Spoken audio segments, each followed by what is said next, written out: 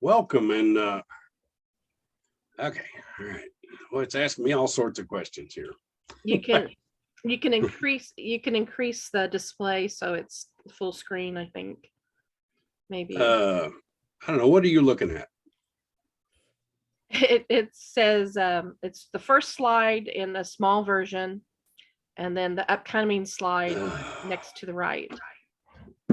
Well, then that's not what we. Oh, come on. I know that's baby. yeah. And it says 375 slides. Yep, that's why I got to get moving. Woo! Okay, so I guess I guess there's what works before and you get it all set up does not work now. So That's okay. Take your time. great. Let me just hide that. How's that? Is that better? That is full screen and excellent. Yeah, well, that's lousy for me. Oh, So and you're back looking at my next slide too, aren't you? yes. Rats. Sorry, we're gonna try this again. Yes. All right. And it doesn't want to do that. Now I didn't give your biography thing before we started. That's all right. Everybody's heard all that jazz before. Okay. All right. So well, let's get moving on this thing. Just a quick cell phone reminder, and that's for me too. You probably haven't. For those of you, Peter remembers me a long time ago, back when I had a little package of sanity I used to keep in my pocket, but that's long gone. So anyway, the reason I'm probably here is I have a long-term association with Neil Sperry, and that's kind of cool. His grandson Joseph and all that. And there's the he talks about his wife a lot, but hardly ever shows a picture of her. So I thought I would. That's Lynn Sperry in the middle.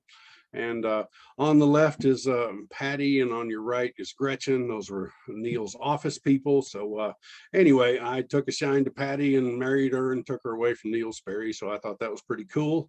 And anyway, when we all get together, that's Patty's replacement on your left there. And when we all get together, they still give me all the respect that they used to give me way back. So by the way, I didn't mention something at the beginning. I will mention this talk is the level of this talk is we pretend we all went to high school together. Okay. Because that's how I'm going to speak to you. Okay. Remember when you were 15? I remember I was discovered I was a little different than most people. That's my foot on the right and the normal foot on the left, and a normal horseshoe. And yes, that's a real Clydesdale horseshoe there. But most important thing that happened to me when I was 15, I had a premonition that I was going to die at 19. So when you're 15, you think you're going to die in 4 years. You kind of go into an accelerated pattern of living.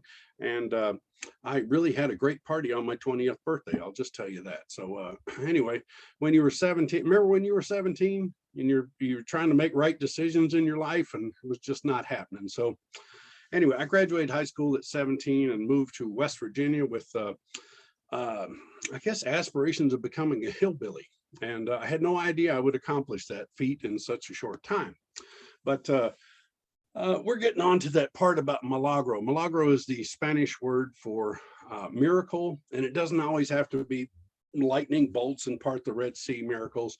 It's just things in life that are a little too coincidental to just dismiss. And this is the start of it. I had this poster on my wall in high school for 4 years, and sometimes what seems like an ending is only a new beginning. So I moved to West Virginia. I have since lost in the many moves this actual poster, but anyway, the waterfall in this poster, when we finally took a break from working in West Virginia and went to visit Blackwater Falls State Park, there was that waterfall. And so the waterfall that I had hung on my wall for 4 years in high school, and by the way, here's the actual picture I took of it way back when, but is obviously that same waterfall. And I just thought of the tens of thousands of waterfalls in the world, to have that one be anyway, it was just amazing. And I just thought that was a little milagro. So anyway, I moved to Texas the day after my 18th birthday. Fantastic place here, and there's always some kind of farm machinery in the back of any decent picture. The horses will give you their opinions of themselves, and you don't see signs like this anywhere else, even California. I think I'm not sure they have a sign like that. Anyway, so I'd learned to run a printing press in high school, so I was doing that for a place in Fort Worth. And my dad, I came down here and moved in with my dad. And my dad and I had been separated by divorce for, I guess, since I was about 6 years old. I spent some time with him during the summers, but I really didn't know him. So when I got to Texas, he had this machine. I know it's terribly out of focus, but he had this machine in his driveway. And I'm like, what the hell is that? And they said, it's a tree spade. And I said, you bought that thing? And I said, I didn't even know you knew anything about trees. He said, well, I'm learning. And anyway, so he needed some weekend help. And I knew that I was going to get introduced to the Tarrant County Sheriff if I didn't be a little more productive with my weekends. So anyway, I started helping my dad, and I found my vocation and got to know my dad all in the same fell swoop, which I thought was pretty cool. He was funny. This was his business card. He never moved, so everything on that card's still legit. I went a little different path. I started a lawn service, and I still have my famous sign of the armadillo lawnmower, which I still think is brilliant. And anyway, life went on for there. Anybody remember Foghat? If you remember Foghat, it's got to be more like, woo! That's how you remember Foghat. Anyway, so I'm a young man. I have my long hair. I'm a big Foghat rock and roll guy. I'm basically trying to look like the fifth member of the band who missed the photo shoot for the album cover. And so during one winter, I'm working in a sheet metal shop because the lawn service is dead in the winter. And Foghat's coming to town. I got front row tickets. So we're out there, and we're friendly people. And so we're passing things up and down the front rows, as good neighbors will do. And anyway, I got a new one of these gifts and handed it up onto the stage. And sure enough, Lonesome Dave grabbed this thing and acted like I don't know if he actually inhaled or not, but anyway, he acted like he did, handed it back down. And I was now the hero of the front row and all that. So I get to work on Monday morning. And of course, I'm still, my ears are still ringing and all that. I'm wearing my Foghat t-shirt. I'm having my moment of glory. All the young guys, you would see Foghat? Yeah, man, front row, woo! And having a good time and all that stuff. And the foreman walks in. And the foreman looks at me, and he looks at my shirt, and he looks at me, and he looks at my shirt, and he goes, hog fart. He said, now, why would you get a shirt that says hog fart? And I said, you know that says Foghat. But the moral of the story is, guess what my nickname was for the next 3 months in that sheet metal shop? So I was learning some things at a young age. I discovered wanderlust. This is one of my favorite things I've ever found. You know, the vultures of death on top of the welcome sign. I thought was pretty cool. I did discover another thing. If you pull up to a gas station and you put gas in your car, as long as you pay for it, you can drive anywhere you want. And so I started driving places, and everybody was always too busy to go places. So I went a lot of places by myself. Anyway, this is Hemingway's grave in Ketchum, Idaho. And that's the slab there. So people had put a bunch of coins and crap on there. And Ernie and I decided together that was crap. So I swept them all off, and I left him a cigar, a fishing lure, and some pistachios. So that was that. I went to the Northern California coast. Mind-boggling, only probably to be exceeded slightly by the Southern Oregon coast, and just amazing stuff. And so, you know, you have to get out, put your feet in the water sometimes, pretty cold, so you won't do it for long. But it's kind of like life itself. You got to get out of the car and walk around a little bit. So when you get in there, there's starfish, all sorts of stuff. This calf was nursing right before I took the picture. I drove all over. I discovered this plant. It's the most amazing plant ever. You probably call it Spanish moss, but that's incorrect. This is 8th grade boy plant, okay? Now all the women are looking at 8th grade boy plant, all right? So here's the deal. It's Spanish moss. So if you've got it, you don't want it. And if you don't have it, you want it, which is exactly about like 8th grade boys. And if there's not a woman in shaking her head, yes, it sounds just like 8th grade boys, then I've done myself a disservice. Anyway, so going down 281, you'll find fine art museums with amazing displays and galleries. This was on top of a mountain in Utah. And, you know, this yin and yang kind of thing going on with gravel, different kinds of gravel. What does that tell you about this guy who made this? It tells you he doesn't have grandkids. Could you see a little 5-year-old tromping through that thing and just scattering that everywhere? So This is one of my favorite pictures. I know it's all blurry and stuff, but it's from way back when. There was a Chicken Express by Hewlin Mall in Fort Worth. And I noticed they had this was a large Yopon holly trimmed into a sphere. And so some vandal had broken a smiley face into it.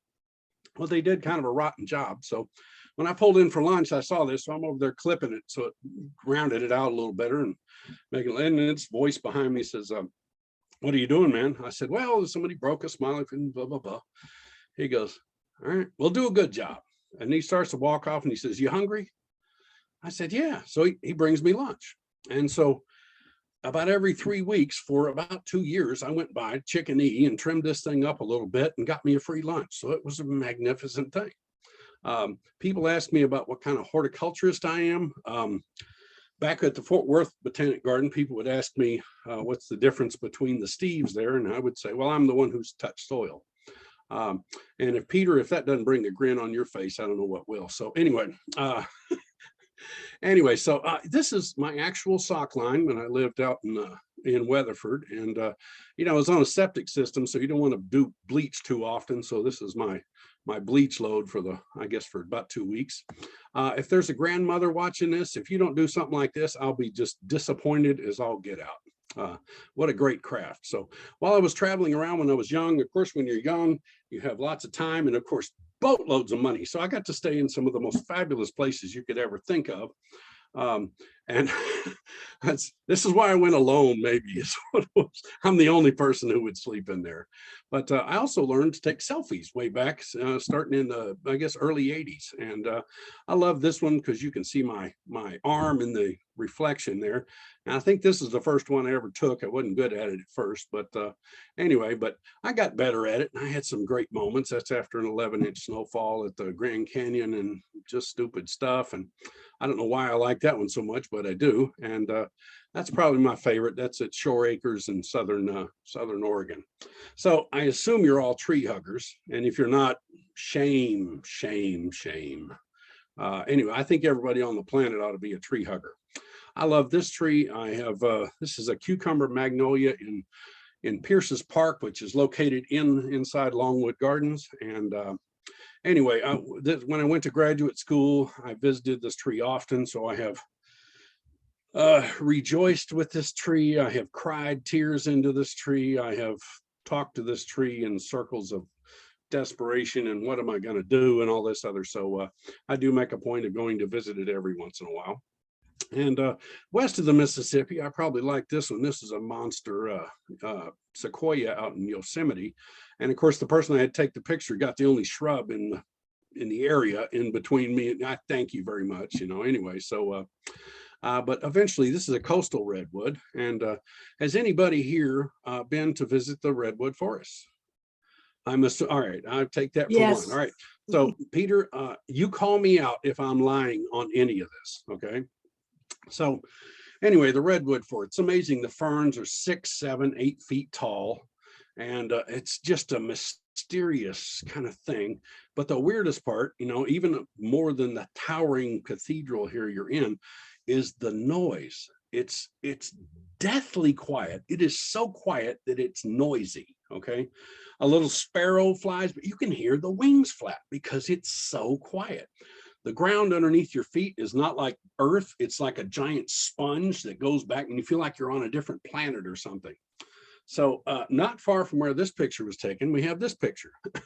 Now, I know what you're looking at here. You're going, man, that is something right there. Those epiphytes growing up in that tree. That's spectacular stuff. But I know someone else may have been looking at this thing. So what is this thing? There's got to be a scientific explanation for it. So I start researching this a little bit, and I found out this structure is called a pneumatophore. And it occasionally happens on giant redwoods. It happens fairly frequently on old ginkgo trees. And the reason we know about it is we just know about it as bald cypress knees. These are also pneumatophores. Now there's a joke in there about why some hang down and some stick up, but this is a family show, so we'll just pretend we'll move on. So anyway, I started at the Fort Worth Botanic Garden on May 13th, 1986, and I have no idea why I can remember that date. The conservatory was under construction at the time. I was hired as the first gardener for the low budget landscape that was installed. So everything the installer did that was incorrect was now my problem. But eventually I ended up working in greenhouses. And I tell you what, if you work in a greenhouse that does not have to make a profit, it's the most fun you can have minute by minute on any job in the world. Group poinsettias was another thing. So eventually we're working on the weekend. And so the person working on the weekend is the gardener on duty, which is a fabulous acronym. Okay. So I'm over there, and the first fabulous job you have to do is change out the trash barrels. So you're going along there and you pull in the trash, tie up the bag, throw it in the cart, and put another bag in.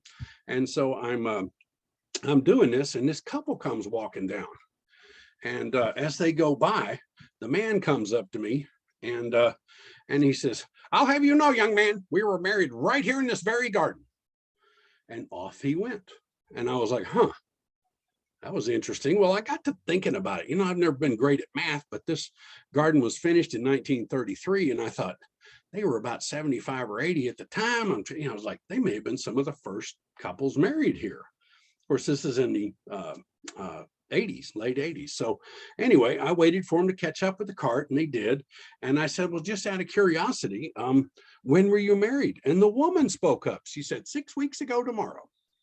And anyway, bless my heart. So anyway, so I had this, we had a 3-day weekend coming up, the Monday holiday, and I knew my doctor was only open till noon on Friday, and it was Thursday, and I was on death's door. So I was like, oh my God, I've got to go see the doc in the morning, you know?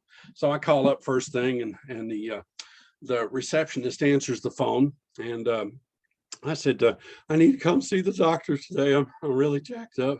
She goes, well, we're full. I'm sorry. And I said, well, no, really, I need a prescription, because, you know, I'll be dead by Monday if I don't do this. And she said, well, I told you we're full. And I said, yeah, but don't you think the doctor? She goes, if you're that sick, go to the emergency room. Click. Okay, so I go up there, of course, and she's busy on the phone, but I sign in and I go sit down, and then I hear this, what are you doing here? And of course, I didn't know who I was talking to at the time, but anyway, so what are you doing here? I said, I just spoke with the doctor, but didn't I tell you we were full? And she gets just going to town on me. And so the doctor finally comes up the front, and I hear her, and he looks over at me, kind of laughs a little bit, said, put him last. And so anyway, I went in to see the doc. Open there, he goes, oh yeah, writes me out a prescription, and you know, 48 seconds later, I'm headed out the door, slid my copay on the counter as I went by.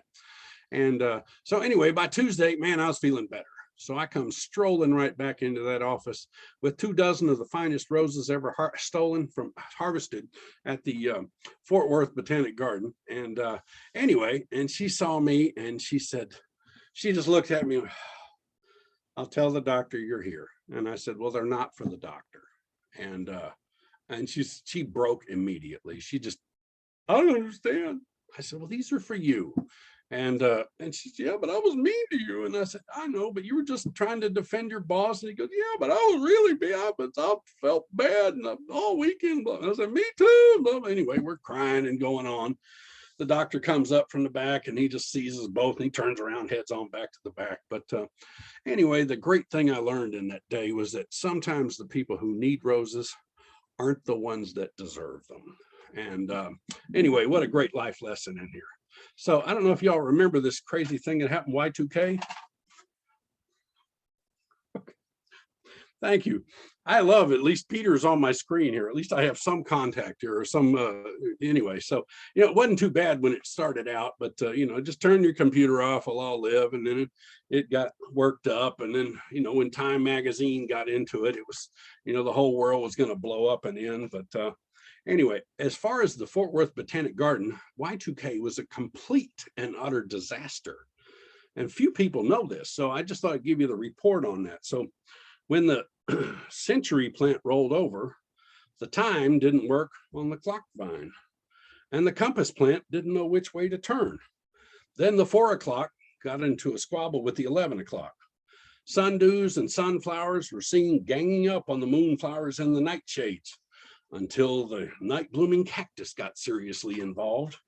The Thanksgiving cactus tried to trample the Easter lilies, but luckily the archangel intervened. The Chinese lanterns all went out, so they had to be replaced with candle trees and a chandelier plant. The dumb cane finally spoke to the cauliflower ear and then turned into a chatterbox. Not to be outdone, the touch-me-not had a run-in with the forget-me-not until what was once love in a mist turned into love lies bleeding. The perennially patient impatience called the police when they spotted Creeping Charlie in a drunkard's dream with Candy Tuft. And they were singing, "Oh, my darling, lemon time." Authorities said loco weed was involved. And for you native plant enthusiasts, that is loco weed. Anyway, so on the bright side, balloon flowers welcomed the first baby's breath, which shed baby's tears while the gardeners were counting baby's toes. Of course, the beeches, birches, cherries, and mulberries were all weeping. The organ pipe cactus bellowed and the burning bush glowed. The snowdrop dropped snow on a mountain while the star of Bethlehem shined. Jack was in the pulpit when he spied Sweet William with Heather. And boy, howdy did Johnny jump up when he found out. So as the gold dust settles around here, maybe things will return to normal. But until yesterday, today, and tomorrow figure themselves out, the cosmos may never be the same. And why it all happened in the first place is still a wisteria. So that was my little, thank you. I'll take it. So we had a great little thing here happen in the rose garden of all places. So at the lower rose garden, there's a couple of ponds, and my boss shows up on a Wednesday morning. And he says, "Come on down here, I got a job for you." So I go down there, and he says, "Yep, we're going to put water lilies in these ponds here. So what I needed to do is just take cinder blocks and put them on the floor of the pond, which wasn't that deep." He said, so the top of the pot's about 8 inches under the water. We'll let the leaves settle and revert themselves, straighten themselves out on Thursday. We'll have a dedication on Friday. I said, "That's spectacular." I said, "So where do all these things come from?" "Oh, don't worry about it. This has been fully curated. We've got it all worked out. We've had a committee working on it, had the plants delivered last night." I said, "That's spectacular." I said, "Yeah, but he said, "I don't need excuses. I don't need problems. I just need results." I said, "Yeah, but," and he cut me off again. He says, "You want me to get somebody else to do it? Because I'll get somebody else to do it." So that was my introduction to the management philosophy is if you have a problem, you are a problem.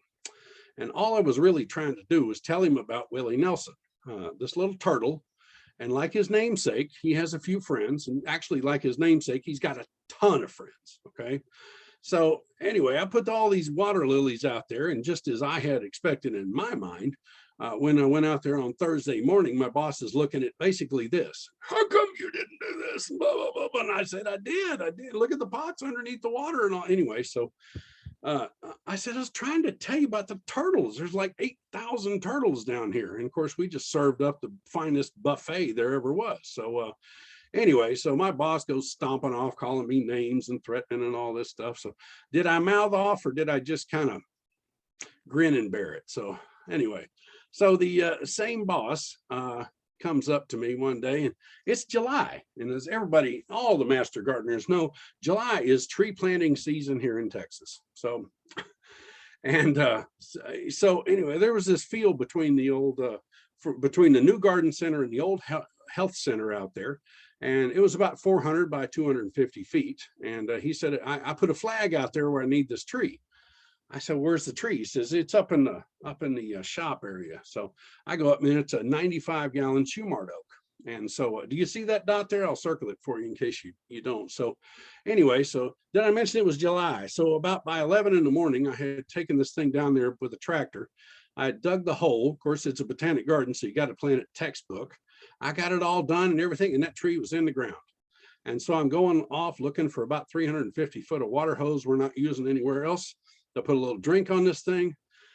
And of course, everybody assumed I'd already been soaked by the water hose because I was so wet with sweat. But anyway, so the boss shows up as I'm wrangling all this hose, and he said, "I think we need to move that tree." And I thought, "Oh my God, you got to be kidding me." Now I had a tractor to get it down there, but I had to hand dig the hole. And I was like, I don't know how I'm going to get it out of that hole. And so anyway, I went to see this new flag he put out there, and it was, there it is. It was 16 feet from the tree. Now I could imagine if you wanted to move it 100 feet or whatever, but 16 feet in a giant field like that, I was like, that's insane. So I figured out what I was going to do. By the way, he got in his air conditioned truck then and went to lunch. And so I figured I had to work fast. I figured I had about an hour to do this thing. So I was trying to figure out how to do it. So then I measured 16 feet the other way and dug me a round hole, 1 shovel full deep, turned the soil over, chopped it all up, stood back and looked at it. He won't buy it. So then I had to make drag marks from where it was planted to where it was supposedly planted. And anyway, once I got done with that, it looked pretty good. And I was wondering, so he came up from the truck and he kind of looks at me and he gives me this big old, yeah, right on the okay symbol. And it's a good thing I didn't move that tree because, you know, Britt moved in there later on and there's my tree that I planted out in that field. So I take great pride every time I see that. So anyway, I was fortunate. I got a fellowship to go to Longwood Gardens for a master's program, and Longwood Gardens in Southeast Pennsylvania, about an hour out of Philadelphia. And it's arguably the nicest garden in North America. It's not arguably the most well-funded in America. So anyway, and it's because of this fellow, Pierre Dupont. Now, you know, the Dupont family, that Dupont family, and then there's one of them that kind of rises to the top as being the most innovative, interesting, and all this stuff, and that was Pierre Dupont, and this is him. So he bought Longwood Gardens to preserve a section of it where my tree is, Pierce's Park, and then developed a garden around it. So I got to live a year and a half of my 2 years of program in a duplex that they had on the property. And Longwood Gardens amazing. The core garden's about 350 acres, has all sorts of amazing stuff in it. This is Caryopteris Longwood Blue. There's a magnificent topiary garden. By the way, there's a joke in here that they don't talk about with most people, but I want you to be in the know. See the one with the spiral? Okay, this plant is called a taxus, okay, which the common name for taxus is yew. So back in the 60s, when the guy was cutting this thing, he trimmed it into a screw shape as a joke to be I'll let you put that together. Anyway, so I thought that was a great little inside joke at Longwood Gardens and all that stuff. Did anybody not get that? Anyway, all right. So this is not even in the garden yet. This is the little courtyard outside by the parking lot. But once you get inside, they have grand and glorious things. These are copper beeches and, you know, little beech nut gum. We remember that and all that jazz. It has these great tulip trees, which down here we only think of tulip magnolias, but these are in their native range up there, so they'll go 150 feet or so. Magnificent big trees. Got a couple of selfies there. Longwood's very famous for fountains everywhere. This is a humble little fountain. Gets a little bigger than on the open air stage. And then I went by to see my favorite, the large main fountain garden, and it looked like that. And they had ripped the whole thing out. It was a $90 million renovation. And so that's what it looked like when they got it done. Absolutely spectacular. And that's a picture from it from the other way, standing looking at the conservatory. But at night, of course, it's all lit up and choreographed and different colors and all this kind of stuff and dancing waters. And it just goes on forever. Fantastic. Longwood has about a little over 15 acres under glass. Just let that soak right through your brain there a little bit. 15 acres under glass, and you got to get that stuff through a Pennsylvania winter. So anyway, spectacular stuff. This is the East Conservatory. Some of these, I guess the smaller of these probably about 7 foot diameter. The large is about 10 foot. Inside the conservatory's amazing plant displays. This is one of my favorite things. The grids in the sidewalk is where the air is pumped through the conservatories. So there's actually tunnels under there, which about 3 guys my size could walk side by side down these tunnels. So air is pumped through there. In the summer, of course, you know, cooler air, and then in the winter, warmer air, which I love because in the winter, the ladies are hovering over these things, trying to get some warm air. They're freezing to death. And when they come in from outside, and of course, it's the opposite in summer. I'm trying to goose a little air up my shorts and try and keep it all cool. So amazing plant displays in here.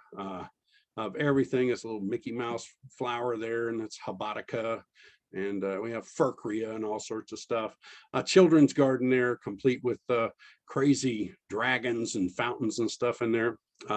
One of my favorite plants in the world is in the East Conservatory at Longwood, and that's the Encephalartos Woody Eye. I think it's pretty cool. In 1895, there's a couple of guys cruising around the countryside in South Africa, and they discovered this plant, and they thought, it was like, wow, it's spectacular. And they looked for others, and they never found, no one has ever found another one in the wild. So this is a male plant, and so without a female, there's no genetic diversity. But you probably all know that these they're kind of like a sago palm in a way. They'll put on pups around the little vegetative growth around the bottom. So Longwood was fortunate enough to get one of these in 1963, I believe. And so that's it growing there. But I think the most amazing thing about it, anybody remember Paul Cox down at San Antonio Botanic Garden? If you do, Paul taught me this lesson. I went to a conference and he said, yeah, I got 8 of these rare cuttings and I'm going to give you all 6 of these. And I'm like, how in the world could you have only 8 of something and you give 6 away? He goes, well, he says, because if I have a disease problem or a heat problem or something like that, I'll lose them all. But if I give 6 away, I know there's one in Dallas, there's one in Austin, there's one in Houston, all this. And so he taught me a great lesson that to keep it, you've got to give it away. And that's really an amazing thing. It has to do with your knowledge, your love, and everything else. So back at Longwood, we also have fantastic collections of bonsai plants, many of them dating back a couple hundred years. There's displays. This is how florists used to grow their floral crops right in there. So they have a series of screens that these grow up to give you those really long, straight stems on things. They have great stuff about Nepenthes and other collections, which is really cool. This is one of my favorite areas here. This is the music room. It's stuck on the side of the conservatories. A stained glass ceiling, of course, the fabulous chandeliers. The wall on the right is actually cloth in between the wood parts, and then the parquet wood floor made out of black walnut. So an amazing thing happened back in Pierre Dupont's time as World War I ended, and so these black walnut pieces were in the process of being milled into gun stocks. And so at the end of the war, somebody told Dupont about this. He bought them all and he made a dance floor out of the weapons. What was supposed to become weapons, he made into a dance floor, which I think was spectacular. So behind that cloth screen on the right, a 10,010 pipe Aeolian organ. Some of these pipes are just tiny little things. You could fit, but 3 or 4 of them inside my pinky fingernail. The largest is a 22-foot tall by 2-foot square pipe made out of California sugar pine. It's the only thing it would get that big and have that kind of straight wood and resonance and all that. And it operates all off of that keyboard, and it's pretty cool. So I like that. When I was there the last time, I met Tim Jennings. Tim was still there when I was a graduate student. It's funny when you leave someplace and you go wandering the world for 20 years and you come back, you don't have the same people there, but that's Tim back in the day. So you can see, and so he's holding a water platter, which is, that's the underside. So it's got all these really sharp prickles that prevent it from getting eaten by fish. And it's kind of one of the stars of their aquatic gardens here. So I had asked Tim about if I could help him sometime in the aquatic garden. And he said, sure, man. So he hooked me up with some boots and took me out there. The first thing he told me was the water is dyed black for 2 reasons. It decreases the amount of sunlight going in the water, so it relieves a lot of algae problems and other such. And then it also increases reflective value. So, you can tell this picture without anything else, you can tell it's from Longwood just by the reflection. So anyway, of course, water lilies are fantastic and they're just amazing, and the colors and all that stuff. So I'm in there, I get in there, and Tim says, I said, what do you want me to do? He says, just clip off any leaf that's starting to turn yellow. So I'm in there snipping away, going through all this stuff, having a magnificent time. And then this woman's voice comes from behind me. And I hear it. She says, are these your water lilies? And I said, yes, ma'am. And I turn around, she's looking at me like this. She's ready to just take me right there on the side of the water lily display. I was like, oh my God, she just went on and on about my water lilies and how fantastic I was and blah, blah, blah. And I look over at Tim and he just kind of gives me a smile. And, and 2 minutes later, she was gone. But I love it. It was the first and probably only time in my life where I know what it's like to be like a young Elvis or possibly Sean Connery in his prime, Anyway, it was a great thrill for me. And I looked over at Tim and smiled when she was gone. I said, does that happen? And he says, all day long. He said, my wife hates my job. But anyway, pretty fantastic gig if you can get it. So there was another, in that same visit, there was a woman over there and she was looking at this plant. And, in the pastures around Texas, there's a plant called Schrankia vine. You can touch the leaves of it and the leaves will collapse, like sensitive briar like that. So anyway, this is an aquatic version of that. And there was a woman over there and she wanted me to show, I was talking with her and showing her this plant and she wanted me to show her grandson. I said, oh, no, ma'am. You show your grandson because that kid didn't need a memory with me. He needed a memory with his grandmother, and he touched that thing and it collapsed and he looked up at her with an open mouth. He says, Grandma, I didn't know you were magic. And man, that was beautiful right there. So anyway, sometimes you got to pass it on. So anyway, a couple of gratuitous color shots here from Longwood. And they have a collection. If you've been there to see the orchid collection, you really have not seen the orchid collection because there's on any given day, there's between about 900 and 1,300 orchids in full bloom on display. Well, to get, of course, orchids don't all flower at the same time and blah, blah, blah. So to support that, they have a greenhouse with about 15,000 different taxa. And anyway, all sorts of stuff you've never seen before and stuff that's interesting, stuff that's familiar. And anyway, it's an amazing thing. This was my favorite one. This was Stanhopea. And it smells fantastic, but it's really strange looking. And when I look in the mirror, I realize why I like strange looking things. And so anyway, that's a magnificent thing. So going to Longwood led me, of course, to seeing a lot of other things. This is at the Scott Arboretum at Swarthmore College. The entire campus is a botanic garden. If you're ever going to Longwood, definitely go to the Scott Arboretum. It's 15 minutes down the road. And you should also make this next garden. This is called Chanticleer, and which apparently means rooster in I don't know what language, but anyway. So Chanticleer is an amazing garden as well. Has fabulous displays and this and that. A former private estate. While I was up there in the Philadelphia area, I heard went on this little garden tour, and the woman was telling me about how wonderful her husband was for their 40th anniversary. He told her he was taking her to Tuscany for 3 weeks. And he was smart enough to tell her this a month before they were leaving.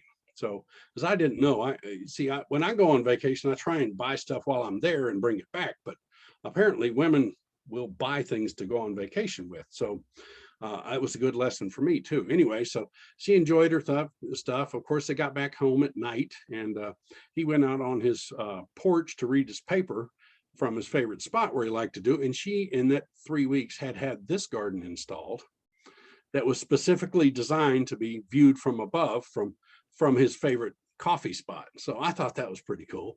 So they both got a great thing for their 40th anniversary. Lots of cool stuff still in Texas. Down in Houston, there's Bio Bend, which is Ima Hogg's place. This is an artist garden not far away. These are yopons trimmed into these magnificent spheres and or half spheres. And I talked to the gardener. I said, man, do you use a form or something? He said, no, I just go slow. So anyway, really cool stuff. If you've not ever caught a Chihuly exhibit, I recommend going anywhere. Right now, there's one in Phoenix at the Desert Botanic Garden. And I hear it's spectacular. This was at the Dallas Arboretum, which I've probably seen about 8 Chihuly shows now. And I do believe the one at the Arboretum was the best one I've seen. And that was taken there for as well on that day. As far as gardening advice, when people say, what do I need? I said, if you're not sure what to do, put in a white picket fence. And people say, what? I said, yeah, man, a white picket. It looks good, brand new. It looks good 5 years old. 40 years old, it looks good. Even if it's half fallen over, it looks good. Everything looks good growing in front of it, behind it, or on it. I said, it's the best thing ever. So that's my gardening advice for everybody. Just use a white picket fence and you'll get magic. So all sorts of funny stuff out there in the world. This is up at the Franklin Park Conservatory up in Ohio. I probably should scrap that slide. I always show a gratuitous picture of my kid. This is it. He's screwball as usual. So anyway, I found this sign in Rosenberg, Texas, and this was my favorite garden sign I've ever seen in my life. See, I was from the Fort Worth Botanic Garden. They had a rose garden and a daylily garden and a, iris garden. And oh, God help your soul if an iris got into the daylily garden or vice versa. It was a major disaster. So I also learned that, through the years that gardeners pretty much look like regular folk and all that stuff. So, I don't know if you know that, Pam, I went by your house yesterday and on the way, anyway, they said you were out back watering, but your lawn crew was there. So anyway, but they were doing a nice job of your landscape. And of course, when I went around back to see where you were back there watering the plants. And I show these last two slides because honest to God, one time I Googled gardener, and those are two of the first 5 images that came up. And I thought, good heavens, if that's what people think gardening is about, God help them. Anyway, so, but I'm not opposed to this 50 Shades of Gray thing. I'm hip, I'm with it. And it's just kind of, that's what it looks like nowadays. So anyway, I have found one thing that in general, I think that men who get older and garden tend to get a little more serious about it. And I think women tend to get a little more benevolent about it, okay? When little Jimmy comes running through and shreds her geranium, Grandma tries to make a bouquet instead of yelling at and spanking him. So I think that's kind of a sweet thing. There was a woman, I was taking a walk through a neighborhood in Oregon one time. I went by this woman, she had a fence and she was complaining to her neighbor about how she hated her new fence. And I thought, well, I don't know, pretty good to me, and anyway, so I walked on by, didn't say anything. About 2 days later, I'm coming back by and she's talking with the same lady and she's telling how much she loves her fence. So of course, like Peter Shar would do, I had to stop by and say, what's happening, and she said, well, I just wanted a fence I could rest my arms on. Well, it was pokey at first. And then she told her grandson or her son-in-law that she didn't like her fence for that reason. He just came along with a saw and just nipped off the tips, put a little paint on there, and now she loves her fence. So, if you can, by gosh, do a little, tell somebody if something's bugging you, because he could have an easy fix, okay? So I love this one. This grandma got tired of being ignored by her grandkids. They would come in on their cell phones, of course, grab a cookie, go sit down, ignore grandma for 2 hours, and then leave and say, love you, grandma, and nice to be here and all that, and you walk out. So does that sound familiar to anybody here?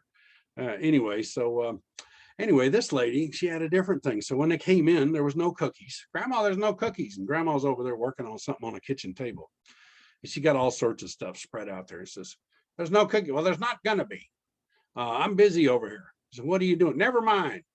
And so the kid would go over there and look at the phone for a little bit and look, are you sure there's no cookies? There's no cookies.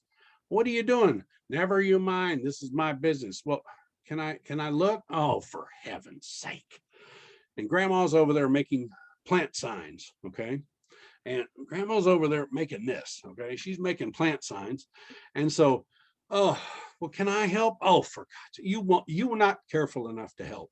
I'll be real careful. I swear, I promise. Oh, all right. So she lets the kids start to help.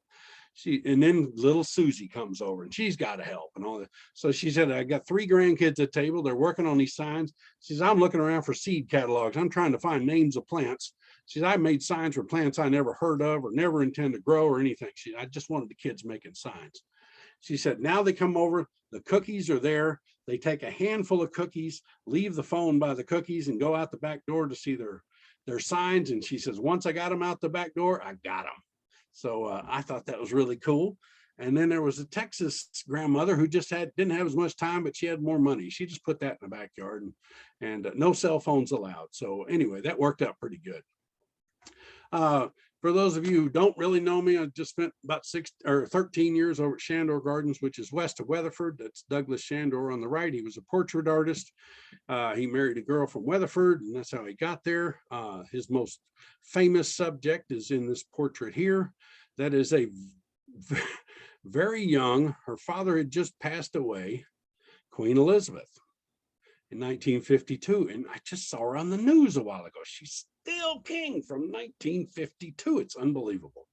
So anyway, Douglas Sandor built this garden, and I love, well, people say there's nothing there till Sandor put that garden there. I thought, oh, it's always been a part of Mother Earth, for crying out loud, you know. So anyway, of course, they had crude equipment and all that, but they built this magnificent garden. Douglas Sandor loved it. And I got sucked into it. And let's just move on past that. And anyway, that's back in Douglas Sandor's day. And that's kind of what it looks like today. And so that was the original bridge that Sandor built.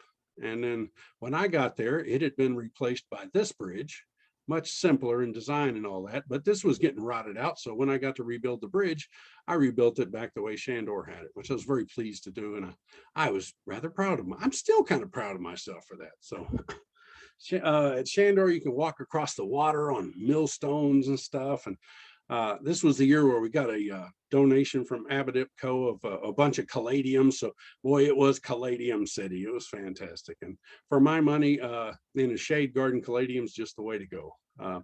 All sorts of interesting stuff. And I learned to kind of play around at Sandor Gardens and rediscovered wonderment, which is actually a word. And it just has to do with being amazed at stuff. You know, the new growth on a sago palm, if you've ever felt it, doesn't actually feel like anything on earth. It's an amazing thing. You can take some Nandina berries and create magic with them.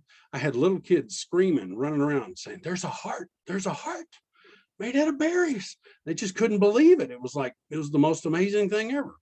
So I once grew I grew an extra long snake dancer gourd, and out of the Baker Creek catalog, which is rareseeds.com, by the way, if anybody wants great amazing vegetables and stuff, rareseeds.com.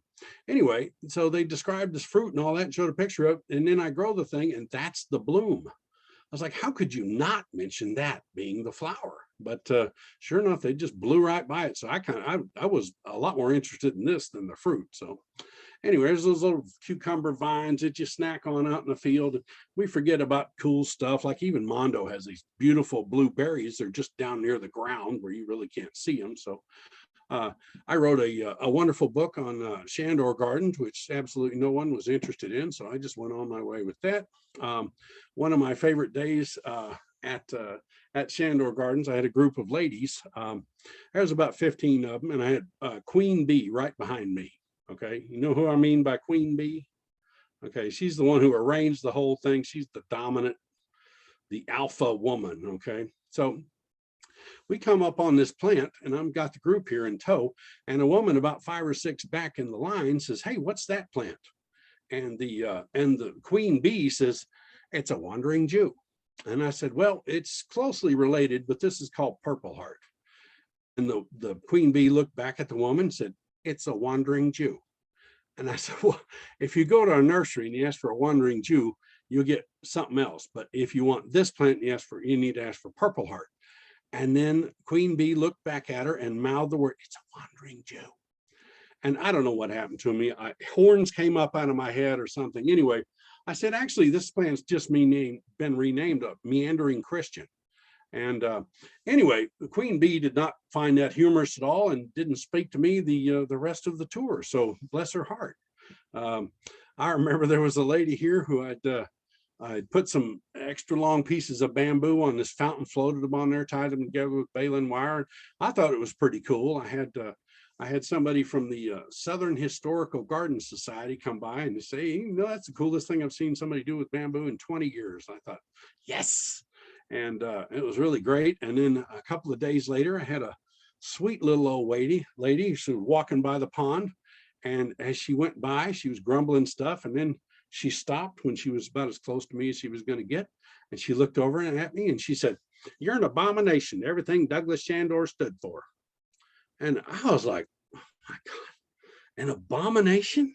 I mean, how bad does it have to be before you're an abomination, you know? So anyway, I was sitting there just stunned by the whole thing. And, you know, they say people can come back from heaven in kind of different forms and all that. I don't know if that actually happened, but I could have sworn I heard Douglas Sandor's voice. even though he passed away in 1953, I could have sworn I heard him say, "Don't worry about it. She was grumpy as a little girl too." So I just took those words and left. So anyway, a great little thing for those of you who garden with other people. This is something we used to do at Sandor Gardens. We had this little Buddha. This was like $3.95 in a gift store somewhere. Anyway, so I would be out and I would hide this in the garden somewhere. And the guy who worked with me, Toby, he would eventually find it. And when he found it, he would hide it somewhere else. And so sometimes it was only hidden for 4 hours and sometimes like 3 or 4 months before you eventually found this thing. Anyway, it's a great fun thing to do in the garden. I wouldn't recommend it for preschoolers because they'll just shred the garden looking for the thing. And then I installed a labyrinth at Sandor Gardens, which was really cool. Nothing terribly difficult about designing a labyrinth. It starts with a cross and you go with concentric rings out and you make a pattern. I did find out while researching, it's interesting, even before global contact and movement, every culture had these labyrinths. Even, Australia has labyrinths, China had labyrinths. Of course, Greece is the most famous place for labyrinths. Europe had labyrinths, South America, Africa. This is a Native American labyrinth. That was, a design from, like 900. So well before Columbus ever came over or anything. Anyway, I found that interesting. So there's nothing too complex about them. You can make them simple or complex or whatever. They can look like pretty much anything. They can be temporary. I thought that was pretty cool. So the one at Sandor, the problem was it was an asymmetrical island off center in the site. So it threw symmetry right out the wall, but I eventually got it done. And I love there's still stories in Weatherford going around that I was either on mushrooms or peyote while I was designing this thing. So, you live a complete life when people think you had to be stoned out of your mind to create something. So anyway, in case you're creating a labyrinth yourself, I'm going to give you one hint. It's a builder hint, okay? Lay your bricks out like you've got here, and then fill it from the outside in, okay? See how we filled gravel, the tan colored gravel over the other? So what that does is that tightens your rings. If you fill it from the inside out, it pushes your bricks so they actually separate, so it's a lot looser. So anyway, that's my helpful hint. That was the picture we had in the paper. We put this stone in last, and that was kind of an amazing thing. And I'll get back to the stone because there's a story behind it. We consecrated the thing with fire. It turned into a mysterious spot, and all was amazing. So I go to look for a stone at the stone yard for this bench. And of course, you don't want just any stone. You want stones with character and look good and are interesting. So I end up over at Carroll Stone in Weatherford, 3.5 acres. I was looking everywhere. I wanted the perfect stone. So I went all around this. I spent 2 hours looking around this thing. So I'm checking out this and I'm checking out that. And then I hear somebody laughing. And I turn around, it's Javier on the loader. And I said, what are you laughing at? He said, I'm laughing at you. I said, what? And he said, you look like a woman shopping for shoes. He says, I have watched you. You have literally looked at every stone in the stone yard. I said, yeah, I think I'm down to 2. And so anyway, he says, well, that's good because you must be very careful when you're picking out a stone. He said, because choosing a stone is like choosing a woman. And I was like, oh, do tell. Anyway, he said, oh, yes, some come from far, far away, some from right down the street. He said, some are colorful, some are plain, some are rough, some are smooth. He said, but you must choose the right stone for you. Otherwise, another man will come and take your stone. And I thought, wow, that's pretty groovy advice, So I'm listening to this and he said, so have you picked one out? And I said, I think I have over here. And I started to point to it. Are you sure? And I said, yeah, I think this is it. And so we got this stone, put it in the garden, put it down. And I backed up and I said, well, Toby, does it meet the seal of approval? And he says, absolutely. It looks like it's been there 100 years. And I said, good, because we're married to it now. And anyway, so that was the thing. And I wrote that little story up for eGardens in Neil Sperry's magazine or e-newsletter a number of years ago. And just like most great stories, there's the rest of the story that never gets published. Anyway, so here's the Paul Harvey right on. So anyway, I was dating a woman at the time who interpreted my story about searching for the right stone that you can live with. Well, she kind of had a different interpretation of what I was trying to write in the story. So I don't know if any of you have ever watched the Dukes of Hazzard, but man, she was out of there faster than the Duke boys when there was no engagement, which actually probably worked out better for both of us in the end. So anyway, one of my absolute favorite memories at Sandor Gardens, there's this fountain and it's got interesting double dragons in the middle. It's on a layer of glass bricks on the bottom, then a layer of Coke bottles, then a layer of 7-Up bottles. How do you know there's 7-Up? I said, well, it says 7-Up. So anyway, I have this group from the Fort Worth Historical Society, I think it was, behind me. And there's about, I don't know, 16 or 18 people in this group. And they're all women except for one guy. He's on the very end. And he turns the corner and I'm in the process of telling him all about this fountain and stuff. And he sees this and he just stops and he turns white as a sheet. And I'm like, oh my God. So we're having a heart attack. So I was like pointing to call the office, call 911, get me some water, blah, blah. I'm barking orders to everybody. Everybody's starting to run around. And the guy just holds his hand up over his face. And he kind of gives me a like, stop, don't do that. Or I said, do you want me to call an ambulance? And his head's kind of, I'm like, oh God, I don't know. Is this a double negative or, whatever. Anyway. So we got him sat down and settled down and stuff. And when he took his hand down, finally, he'd been crying. And of course, now I'm like, what the Sam Hill is this about now? So anyway, he said that when he was about 12 years old, he went to visit a garden. He said, and when you're a kid, you don't know if you're 5 miles away from home or 50 miles away from home, you're just away from home. He said, my dad took me away from home to visit a garden, and a man was building a fountain and invited my father and I to put a Coke bottle in this fountain he was building. And obviously this is it, because this is the only Coke bottle fountain there is around. And anyway, he got all, and I was like, man, that is amazing. This fountain was constructed in 1950. And he held his hand up and quieted me again. I was like, good heavens, what now? He said, well, my father died a few weeks later, and that's the last memory I have of my father was putting that Coke bottle in a fountain. And I was like, oh my God, Sandor planted a seed of kindness in 1950, and I got to see this thing germinate in 2013. And so what an amazing thing. That was a great moment. I was visiting this garden here, and I mentioned to the owner, I said, oh, that's a great little statue you have there. And she goes, yeah, I used to have a little boy. And I was like, oh, I said, ma'am, I'm sorry. I don't know how I stepped in, I'm sorry. She goes, oh no, don't worry about it. I just imagined him growing up and looking like that, playing with the fish and the frogs and stuff. And she said, probably the most beautiful thing I've ever heard in my life. And she said, just because he died doesn't mean he's not my son anymore. And boy, it just, sorry, it still kind of chokes me up. It was a beautiful thing. I was in a suburb of Philadelphia, and I saw this bench, and I talked to the owner about it. I said, that's a fantastic bench. She said, thank you, I made that. I said, no way. She said, way. And I was like, what? And I said, really? And she goes, yeah. And I said, well, it's got to have a great story. What's the story? She goes, oh, I don't know if you have time for the story. And I was like, well, ma'am, stories are my bread and butter. So anyway, so this is basically it. So after 25 years of every day, including Christmas, being told she was ugly, useless, and worthless, she got up the courage to leave.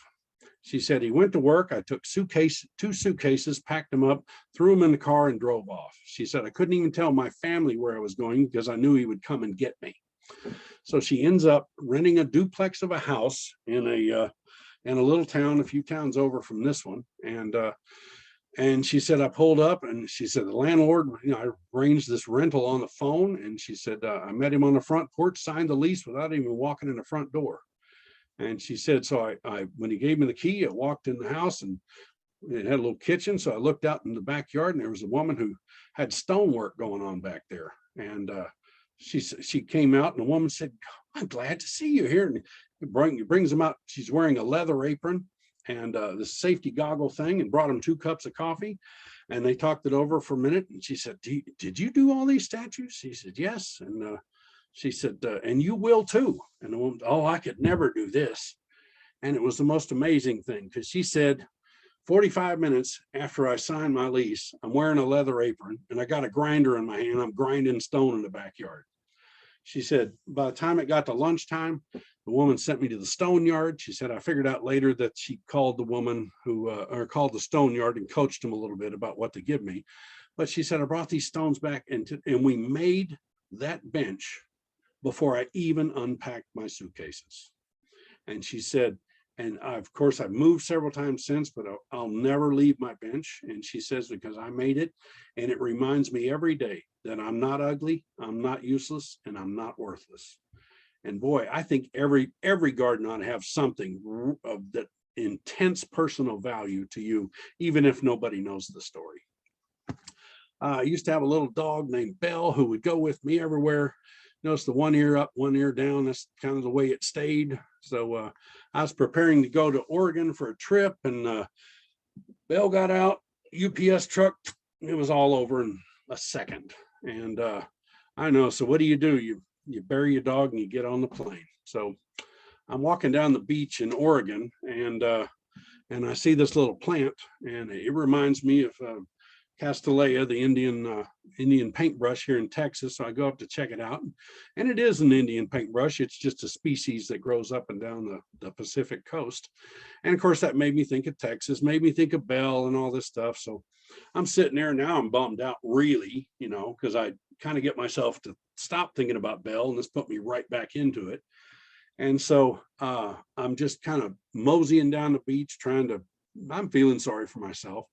And about 100 yards away, maybe a little further, there was a couple with a young dog, and the dog was running in and out of the water and all that. They were having a good time. And this dog turned and looks at me and starts running and makes a beeline for me. And I was sitting there, and of course, you can tell if a dog's being aggressive or not. The dog was not being aggressive. Came, jumped into my arms, boom, hit me, giving me these puppy kisses like Belle used to do and all this stuff. My wife got a picture of it. And anyway, it was unbelievable. I started bawling by the time these people finally got up there. Oh, we're so sorry. And I'm up there, just having my own breakdown or whatever. But how did that dog know? I mean, there was other people on the beach besides me. How did that dog know that I needed that? And so there are things in life that just defy explanation. There's Belle. Anyway, real quick, Gratitude Rock, guy down in Houston had this thing, and I said, Gratitude Rock, I've never heard of. He says, well, I have it near my front door. So I went and saw it, and I said, well, what's the deal? He goes, well, I move the stones from one side to the other every day. He said, I'm glad that my cancer went away. It's in remission. I'm happy that my wife's surgery did this. I'm happy. And he just moves the stones from one side to the other, taking account of things he's grateful for. He said, in the morning, most mornings, 20 seconds. He said, some mornings, 15 minutes. He said, it changed my life. So I know we're getting close on time. I do have one other thing for you here. And this was inspired by a liatris that was blooming in August when there was nothing else blooming for a mile in any direction I could see. I've always been fascinated with things that have great potential. So this is called the significance of one. One hug can change a life. One kind word can heal a heart. One pill can cure or kill you. One small step can begin a great journey. One day was your first, and one day will be your last. One thank you note can actually make someone feel appreciated. One bold moment can change the course of your whole life. One teacher can inspire you forever. One worm can indeed spoil the apple. One true friend is probably enough. One child can make two parents. One well-timed kiss can turn your whole world upside down.